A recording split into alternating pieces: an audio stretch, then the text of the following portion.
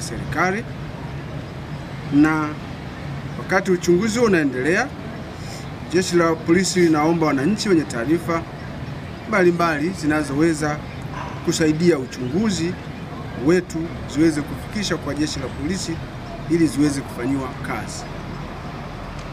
Uchunguzi kuhusiana na tukio hilo utakapokuwa umekamilika, hatua za kisheria zinazostahili zitaweza kuchukuliwa dhidi ya mwanamke huyu. Jeshi la Polisi katika mkoa wa Mwanza, wakati linaendelea na uchunguzi kuhusiana na